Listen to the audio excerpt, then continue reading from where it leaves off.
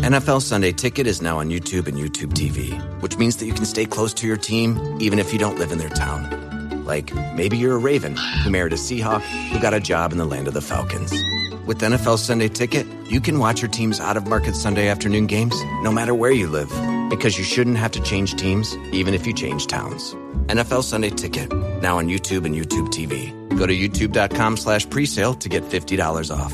Terms and embargoes apply. Offer ends 9/19. No refund. Subscription auto renews. This is the House of Hockey podcast on the Hockey Podcast Network. Hockey is more than a game. It's a lifestyle. It's you, the diehard supportive fans, your favorite players who are on the team you cheer for, and the organization who supports them. The companies that make your gear, bags, and beer league sweaters. The hockey moms and hockey dads, and everything else that makes this House of Hockey your home. Come on in. I'm Breezy. And I'm Rae Rae. And this is our house.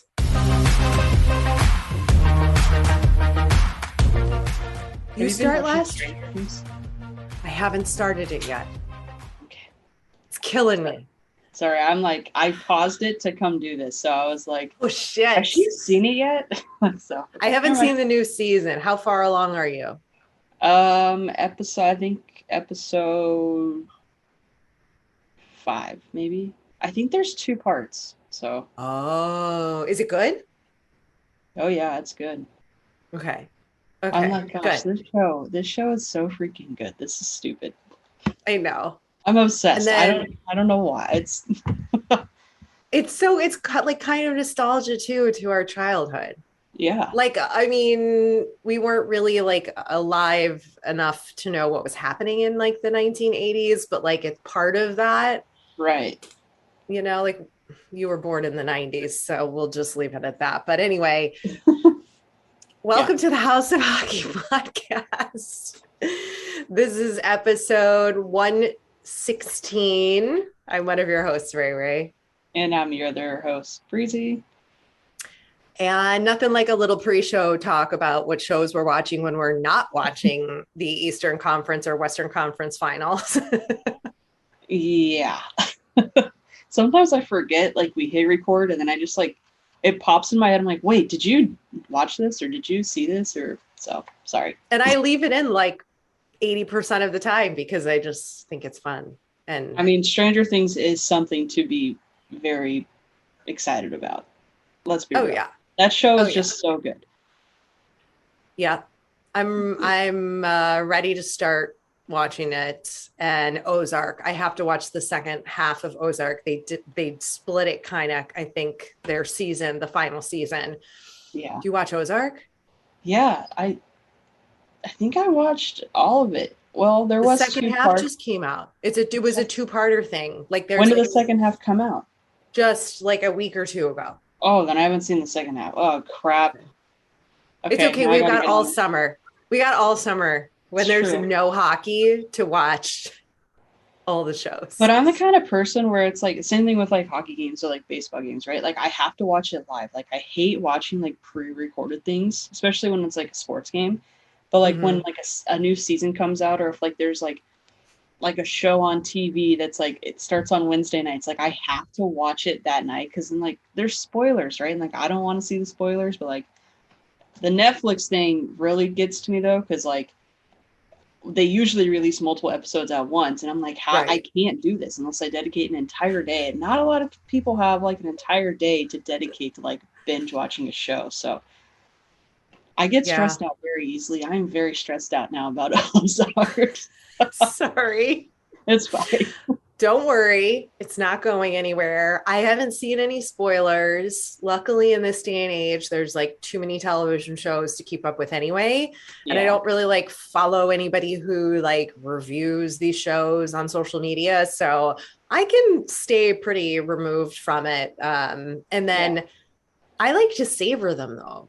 I like to like not binge through them too quickly because then I'm so sad it's over and then I have nothing to watch. So I try to like wait until I know I have like a good amount of time and I'll do like one episode and then one the next day and like one the next day. That's still binging, but anyway. A little bit. That's okay. I digress. Let's talk about the Eastern Conference Finals. Since last week, we devoted a big chunk of the time talking about the Western Conference Final, which we will obviously touch on today. But we have the New York Rangers absolutely dominating the Tampa Bay Lightning right now. We're recording this as usual on Sunday. So as of now, the series is 2-0, right? Rangers 2-0. Yeah. Yep. I mean, I don't think anybody thought this would be the case. Tampa has been known to lose the first game of a series in the playoffs. And then the second game, they figure their stuff out and they are back and they take the W. And that is not what happened. And that doesn't look like that's what's happening. And I'm in shock. Like, I really think the Rangers are going to beat the Lightning. No? Yeah? So I'm not in shock. I think that the Lightning are going to get stopped. And we all know how my predictions all go. So I probably, going to kick myself after this. But I think that the Rangers have a step up from the Lightning that no one's really ever seen before, because I think that going back a few episodes, I think that you had said that the Blues were the sleeper team, right? But yeah. Are the and Rangers? Then I recanted. Yeah, but I think the Rangers are pretty underestimated. Except if you are a Ranger fan, because then you're like, no, these guys are good. Whatever. So I think that the Rangers are the team that can stop the Lightning. And I think that when you have been watching the Rangers play, yes, they've been winning the last couple games. What's going to happen when they go back to Tampa? Because they are going now to Tampa for 2 games.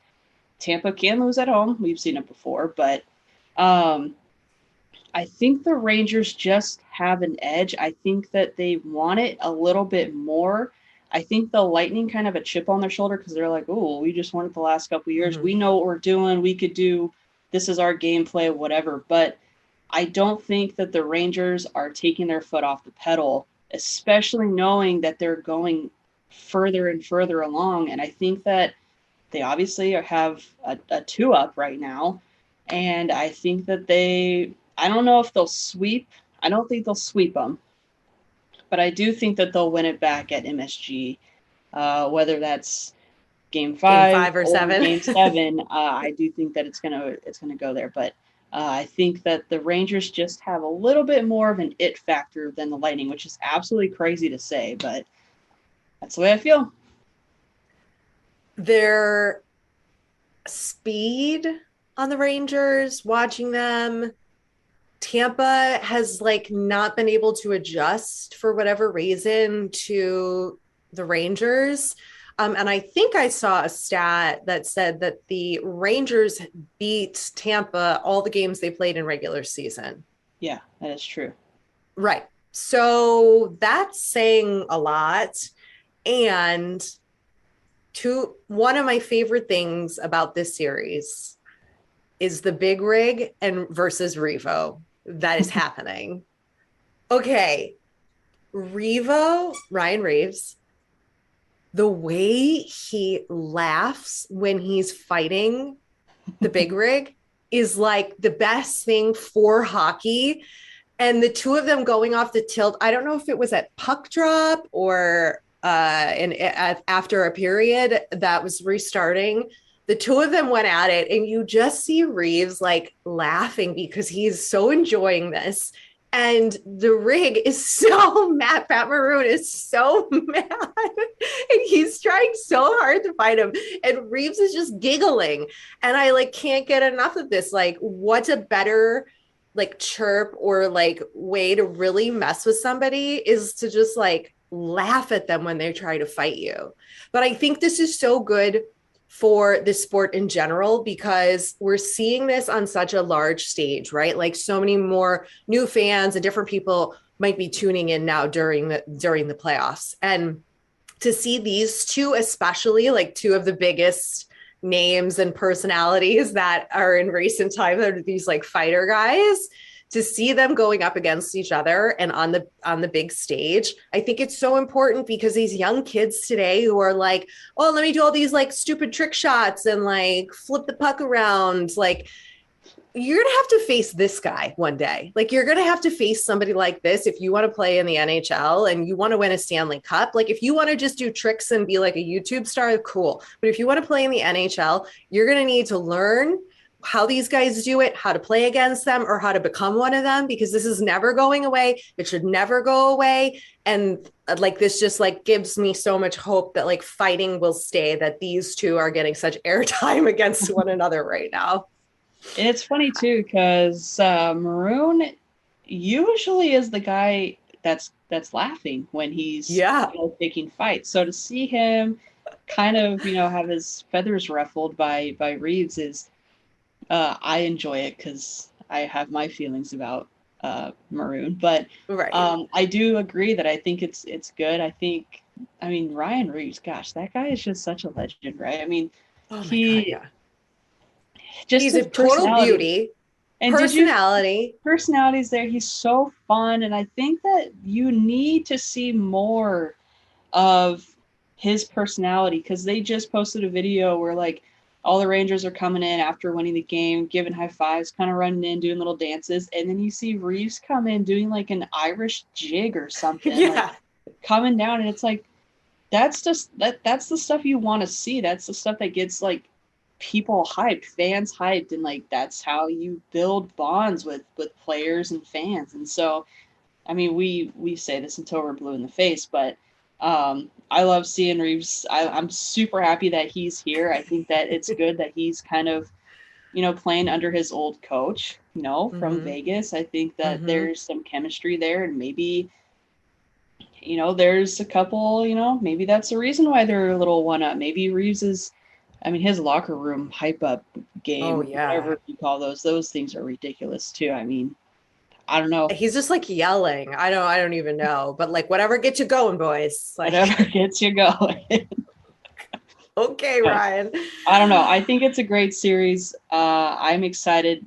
I actually feel like this series is more fun to watch than the Oilers Avs. So I'm going to take it back from what I said last week, but we seem to be doing a lot of take backs recently. So well, we can change our opinion. What does it matter?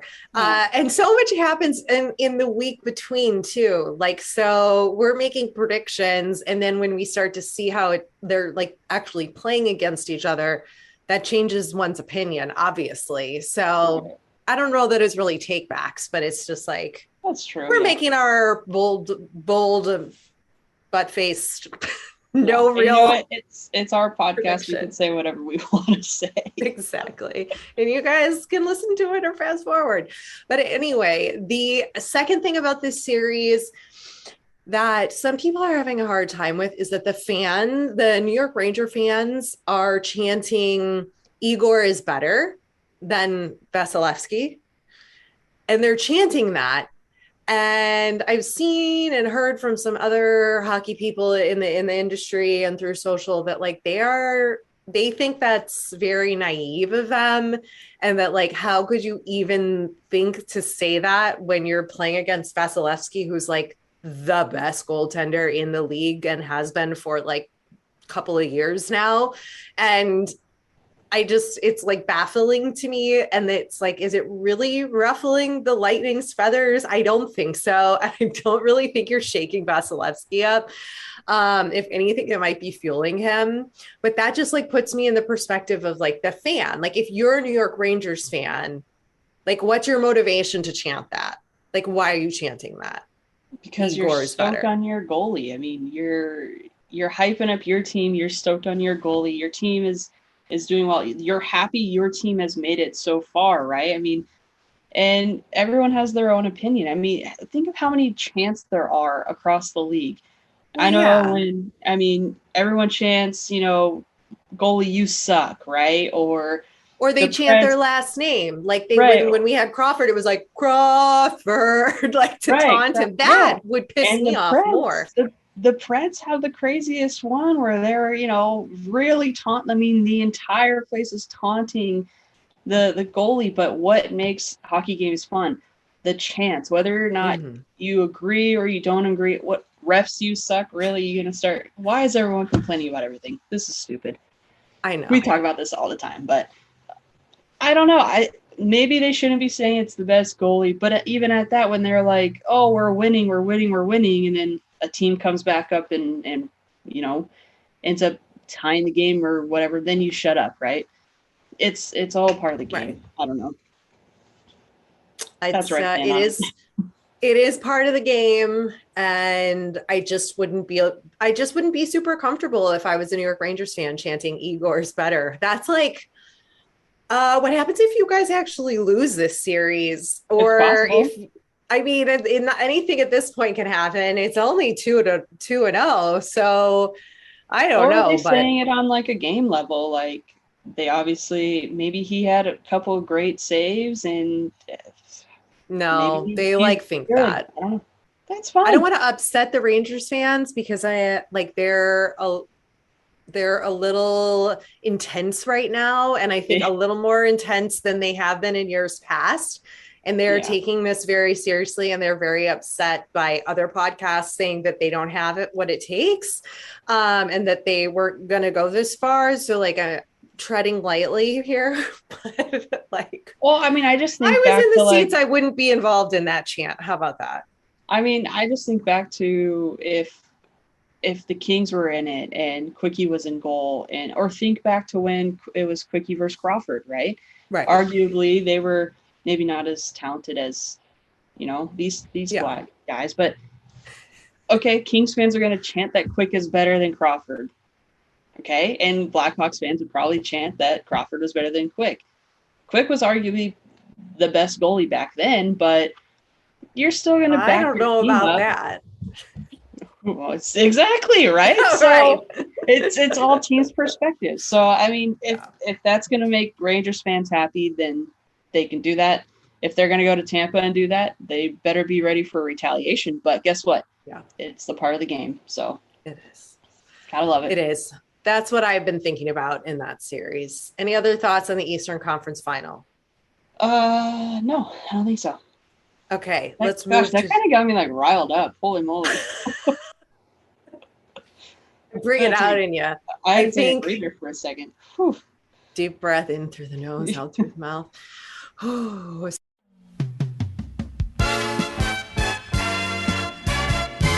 This week's episode of the House of Hockey podcast is brought to you by hockey fans. The pursuit for the Stanley Cup is on, and DraftKings Sportsbook, an official sports betting partner of the NHL, has an unbelievable offer for the most exciting playoffs in sports. Oh yeah. New customers can bet $5 on any team to win and get $100 in free bets no matter what, win or lose. Looking to turn a small bet into a big payday during playoffs? With DraftKings same game parlays, you can do just that. Create your own parlay by combining multiple bets like which team will win, how many goals will be scored, and more. It's your shot at an even bigger payout. DraftKings is safe, secure, and reliable. Best of all, you can deposit and withdraw your cash whenever you want. Download the DraftKings Sportsbook app now. Use promo code THPN. That's THPN for the Hockey Podcast Network. Bet $5 on any NHL team to win and get $100 in free bets no matter what. That's code THPN at DraftKings Sportsbook, an official sports betting partner of the NHL. Minimum age and eligibility restrictions apply. See show notes for details.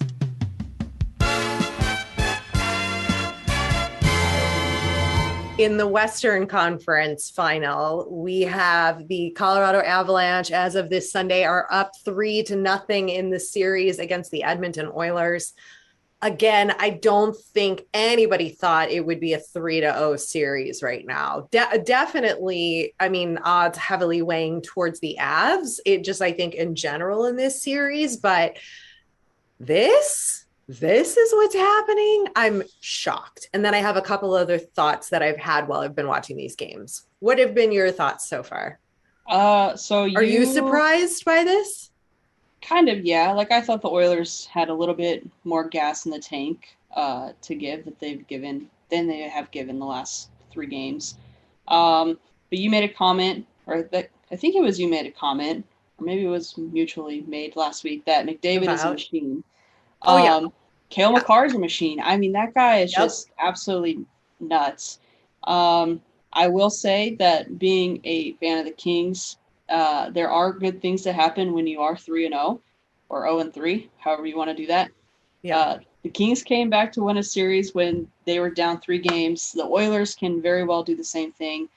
I think that locker room has enough in it, more than just the superstars, than what we have talked about last week, to come back and put up a fight. And I especially think, I will say, I do not think McDavid will allow them to get swept.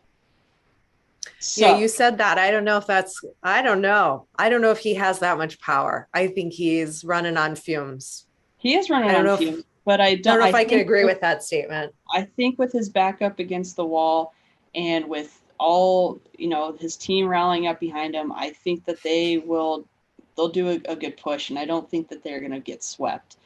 And I'll just say that, I don't know. I think they can come back.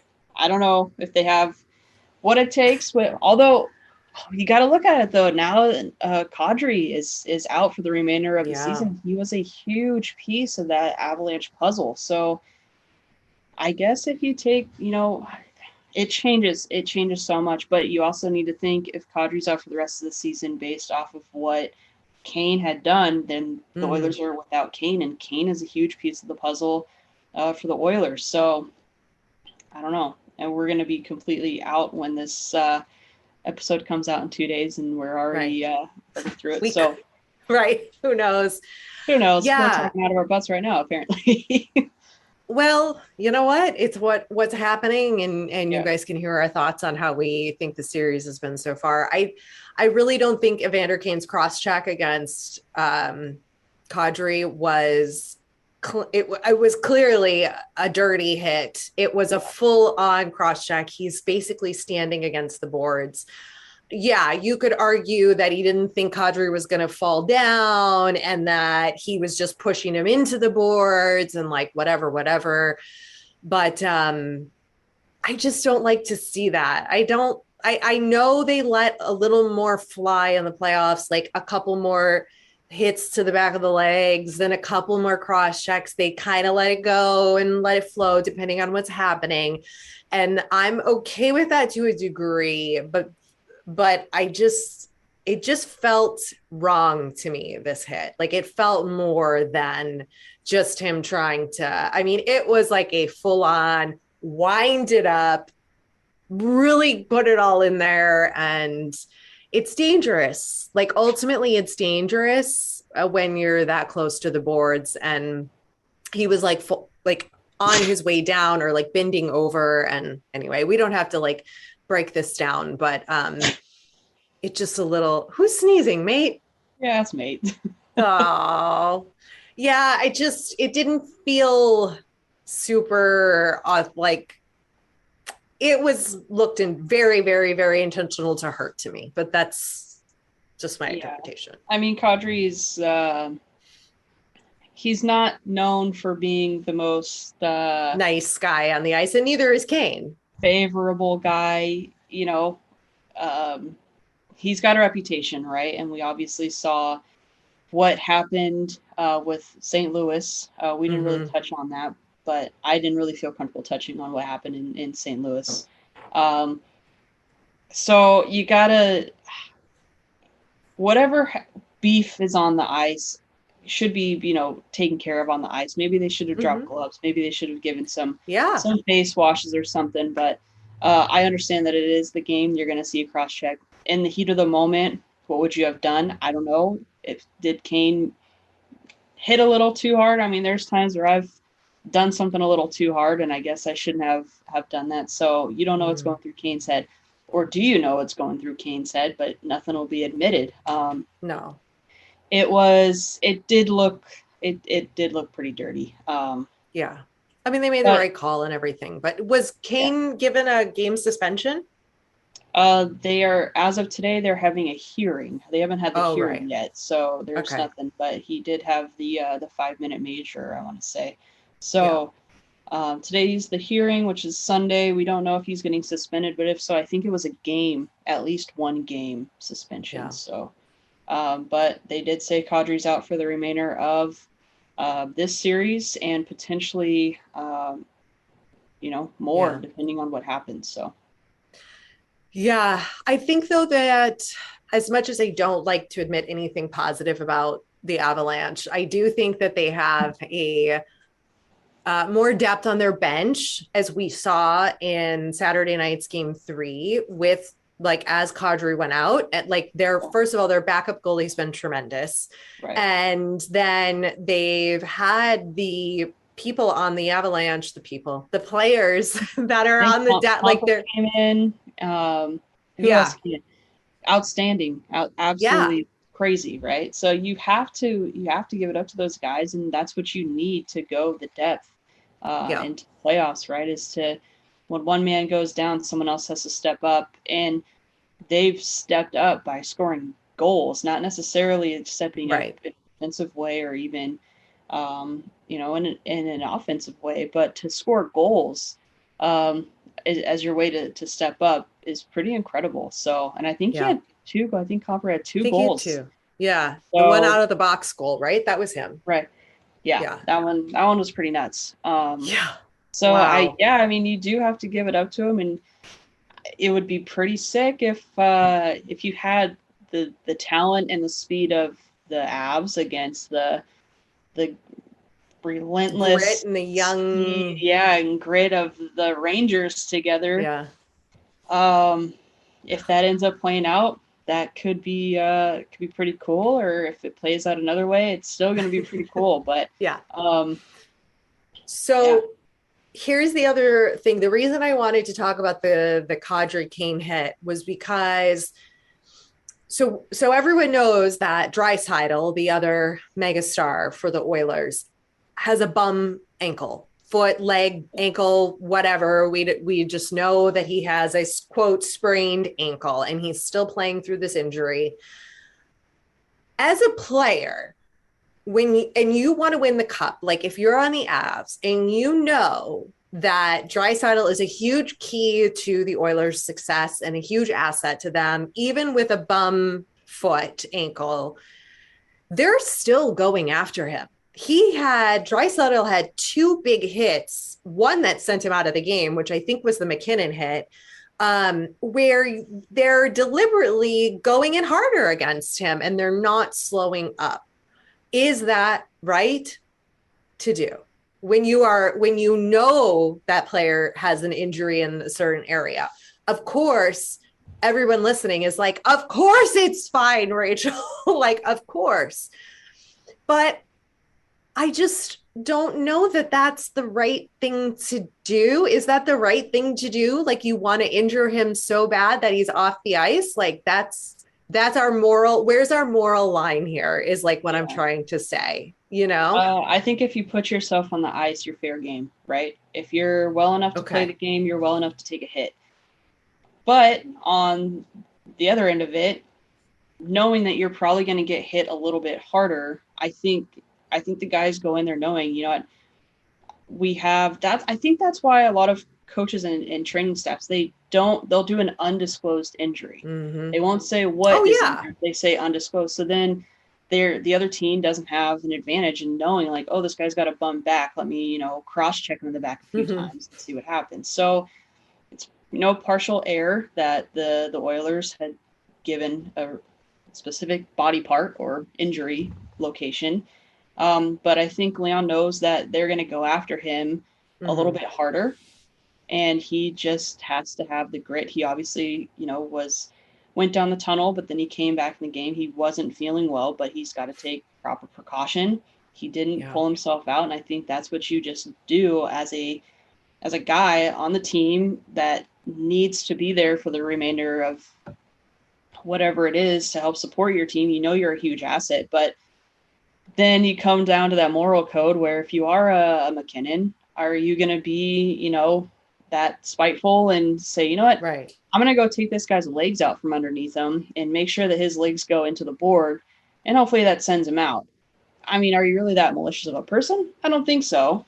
But in the heat of the But moment. I think so. I think so. Maybe because they want to win the cup, but you and I will never know that information. But Right. I do think that your fair game if you go on the ice. Is it fair to go after the guy that's hurt and you know he's hurt? Maybe not, but should you pull a Kane and should you purposely hurt someone out of anger? I mean, they were winning, first of all. So should McKinnon have gone after him? I can understand if they're losing, maybe you're going to be angry, but I don't think anybody should purposely be getting hurt or purposely trying to hurt anybody, especially knowing that this sport you can seriously hurt somebody. Yeah.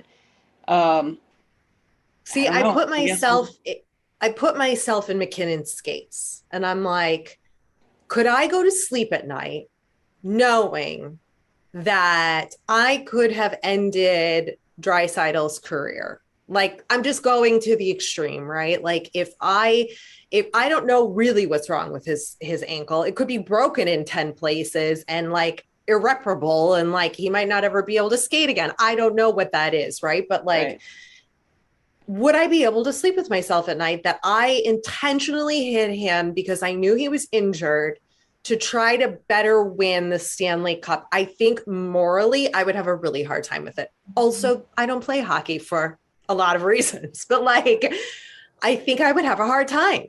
And I don't know how much I would be willing to sacrifice to win the Stanley Cup. Yeah. I wouldn't like take it easy on him, but I also wouldn't intentionally try to flip him out from underneath his feet. Yeah. And that's arguably great answer, right? Right. But you can also say that maybe he didn't. I don't remember the play exactly. I just remember the play happening. I don't remember locations or whatever. But a lot of players can also argue that they didn't necessarily know. They had their momentum. They were going after the hit. They didn't necessarily know where they probably tried to avoid certain areas. Obviously, you tried to avoid the head. But did he know that he was going to fall a certain way? Did he mean to go and hit him in that area to make him fly over the boards or whatever the case may have been, right? So, or I didn't see his number. I didn't know what player it was. Like I was in the moment. I just saw a blue jersey. I didn't realize it was him. Again, in the heat of the moment or the speed of the game, you really have, there's a lot of arguments that players could have there, but morally, like you said, going to bed at night, knowing that you may have done something like Kane. Did he fall asleep quick that night, knowing that he really seriously injured Kadri? What is Kadri going through right now? It's undisclosed. No one knows. Right. So, but I guess that's when you're playing for the cup, you got to get gritty. But how gritty do you want to get? Yeah. I think that is part of this game that is I both love and despise, right? Is that it is acceptable to some degree to try to hurt somebody without, I don't think anybody really goes out there to try to end somebody's career or their life. Obviously, like I really don't think there's anybody in this league that is thinking that when they step out on the ice. Yeah. So I love the physicality of it and I don't want that to change, but that was just what I was thinking as I was like watching some of these plays and things that are happening. Like that's where my mind goes. Yeah. And one thing I just thought of, and I don't recall seeing it, but Josh Manson was a pretty big fighter when he was on the Ducks. I don't recall him dropping the gloves much this entire playoff time frame, which is very surprising to me. Like, is he not playing that role on the Avs? Like, is he supposed to be more of like a solid, just do your hits, don't drop the gloves kind of guy? Like, you're more valuable on the ice than sitting in the penalty box. I would like to see more from Josh Manson. I think that, especially if you're he got kind of banged up, I think last night too. He might have. He had a tough hit and he went off for a minute, but I think he came back out. So okay, he didn't go into the locker room. He was just on the bench, like, ooh. Yagity, yagity. That's funny. Meanwhile, his dad's over like, is my son okay? But also kick his ass. Yeah. Again, I said I just realized this. I wasn't paying attention to him pretty much the entire playoff series, but I would like to see more from him. Yeah, I don't really think I've seen any tilts from him. Like, he's very physical and he's very aggressive out there. But anyway, the other thought I had was from game 1 of the Western Conference Final Series, where everybody on the internet was like, the Makar goal was offside and it wasn't called offside and it should have been offside and blah, blah, blah, blah, blah. And everybody was like, had a whole hot take on it. Here's the thing. I don't know or care if it was on or offside. What I get from that whole thing is like the skill of Makar to not touch the puck, let it roll over the blue line, slow his body down enough to make sure his skate doesn't cross. Like, that happens like that when you watch the play. Like, when you watch the play, it's like a second for him to be able to think and react with his physical body that quickly and to know exactly where his feet are on the blue line when he's skating that fast, and like to have the brain to be able to know, like, I know where my feet are and I know how long my stick is, and if I just hover it over the blue line and don't like, I don't know how that's possible. Like, I just like, that's insane that he was able to do that, whether you agree or disagree with the call. That is bananas to me. Like, Makar is unbelievable to be able to maneuver on the ice like that at that kind of a speed. That was crazy to me. And I was like, why is nobody talking about just like how insane this was for Makar to even do that or even attempt to do it, whether you agree with the call or not? That's my thought on that. It was very precise. It was very calculated, whether you want to math musician, scientist, Makar, whatever you want to call him. I mean, we've talked about it over the last couple episodes that it was stated that he arguably was, again, the best player in the league. And I think he's underestimated because maybe his time in the NHL or his age, whatever it may be, or maybe he just doesn't get as much, isn't talked about as much because you have McKinnon, that kind of could overshadow him a little bit. Although I don't think Landeskog overshadows as much as he used to. He's kind of taken, and that's a thought that I was having. It's a total 180 on this. That's okay. Is if the Avalanche don't win the Cup this year, would they remove the C from Landeskog and give it to McKinnon? Because I personally think that McKinnon could be a better captain role than Landeskog. But I am not an Avs fan, so that is probably totally garbage for me to say. But just knowing everything that's, the world that's around McKinnon, maybe that is a change because the Avs have been there so close for how many seasons? Like, what is it that's that? And are they going to pull a Dustin Brown, Andrei Kopitar kind of move? Maybe, I don't know, but that's something we probably don't even need to talk about because it's probably not going to happen. So, anyway, Makar is crazy.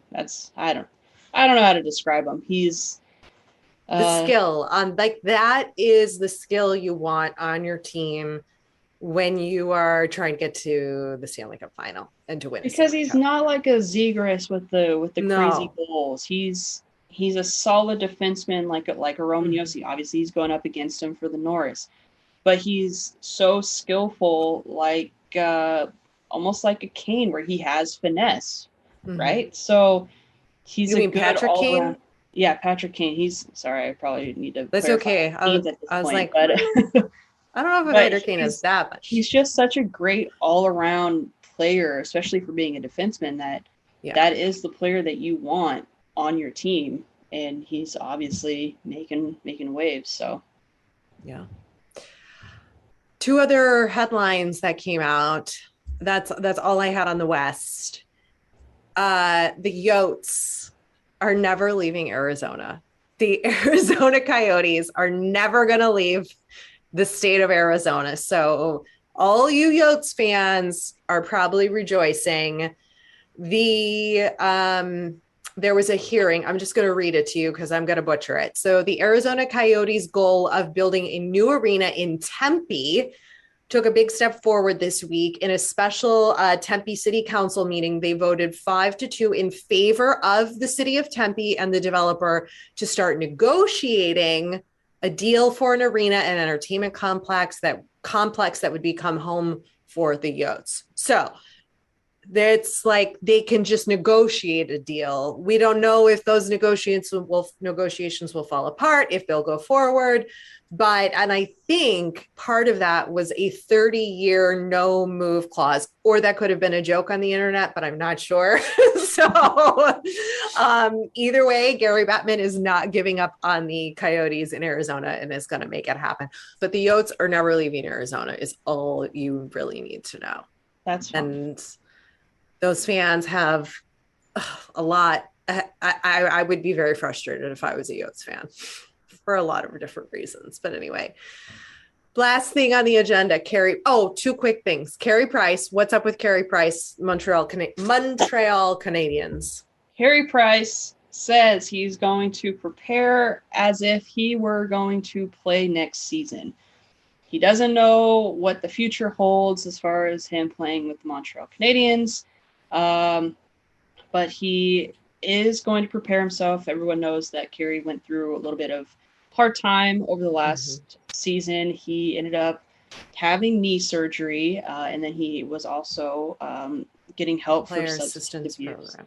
Yeah. Yes. So he is now waiting for his knee surgery, all that stuff to kind of take place. And he said that he is taking platelet-rich plasma injections to help him get to where he needs to be in order to start preparing to play, obviously, in the NHL. So I'm excited for Carey Price. I think that he is a solid guy to still have in the NHL. I think he is a name that so many people know and love, regardless if that is your team or not.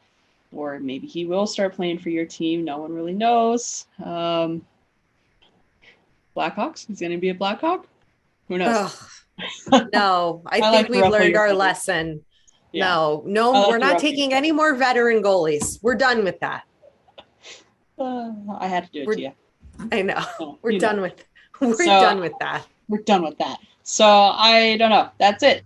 Carey Price. Yeah. I say that a lot. I don't know. I need to stop saying I don't know. Carey Price hopefully will be coming back next season. Don't know where he will be, but he's preparing himself to do so, and gotta love it.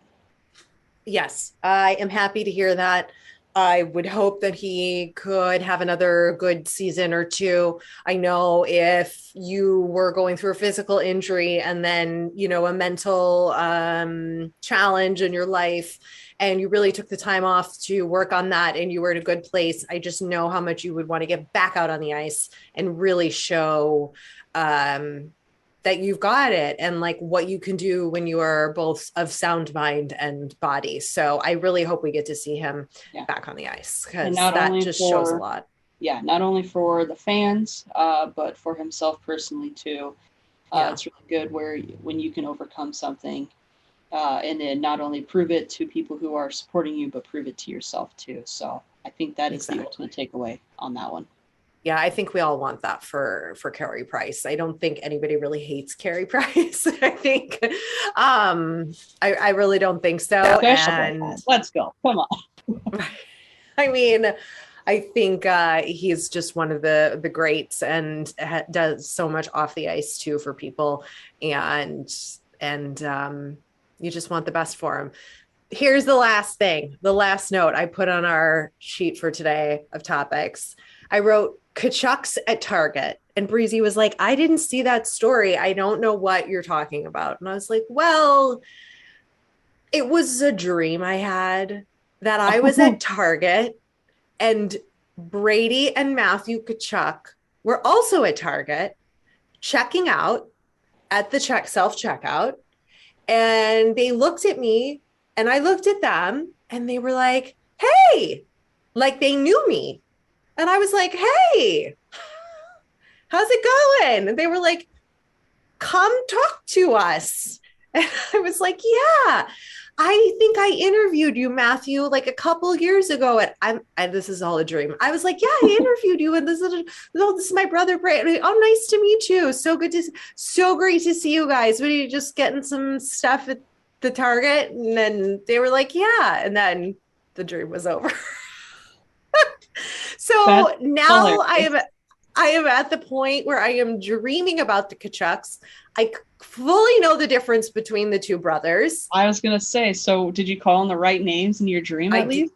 I did. I got them right. It still takes me a minute to pause and think before I speak about which one and which team they play for, but I've got it, and I'm now dreaming about them and that they know me. But I'm also dreaming that like people are trying to kill me. And so, I don't really know that has any weight, but that's what's happening in my brain. Wow, that is crazy. I love it. I absolutely love it. I am such a fan of the Kachucks. I know. I don't know what's gotten into me. Like, why? Like, why do I love the two of them, especially Matthew? Come on. But why do I love the two of them so much? I think it's because this whole Brady thing, supporting Matthew, and we obviously know how I feel about Matthew, but man, what are the Kachucks? If they had like a fan club, would you be a Kachucker or a Kachucky? Probably a Kachucky because they call Matthew Chucky, right? A Chucky? You'd be a Chucky, right? Yeah. I am a Chucky. You are a Chucky. Yes, I am a Chucky. You are a Chucky. Yeah. I like them, but I don't know if I'm part of the fan club yet. No, I'm dreaming about them. And for those of you that are still listening to this blab, I often send Rae pictures of Matthew, and she has said some things back to me in support. And I think she's starting to be she's going to be a Chucky real soon. Okay. Maybe next season. Maybe. We'll see. Maybe next season. All right. On that note, everybody, if you don't follow us on YouTube, please go give us a follow on our YouTube channel. Just look for House of Hockey Podcast. And I'm telling you this because we just put up a highlight reel of the show and some of our guests and some of our really funny moments. And we would love for you to go see it and go like the video, share it with your friends who don't already listen to our show, and tell them this is why they should. And it's a nice little 3-minute video that really sums up who we are and what we talk about here. Yeah. And Rae worked super hard on that. Got to give her an absolute shout out. She did a great job. Oh, thanks. And I wasn't looking for compliments. I just want people to follow the show. Oh no, but I am very grateful because she was sending me, we were going back and forth on clips, and she put this thing together. She did a few different versions of it, and each time I was just getting so hyped because it really reflects on like everyone that we've talked to. Like you almost, I don't want to say, it's probably gonna sound bad me saying this, but like you almost forget like who you've talked to and all the stories that you've heard, but then it's like a walk down memory lane, and there were some really great stories and some great friendships that I think that we have created along the way. So it was good. I was definitely stoked to see all of it. I thought it was a good time. It was. I agree. Mate and your other dog agrees. What's the other dog's name? Why can't I remember? His name is Colton. Colton, that's right. Although I called him Coco the other day, and then he's a little large. So then I started calling him Cocoa Puff because he looks like he's been soaked in milk for a little bit. So, yeah, Colt's barking. Cocoa Puff. All right. On that note, we'll be back next week. And thanks for listening. Yeah, thank you. Thanks for coming over to our House of Hockey podcast and hanging out with us. We'll be back next week with a brand new episode. And in the meantime, you can follow us on social media. Just look for House of Hockey podcast. We'll be back next week.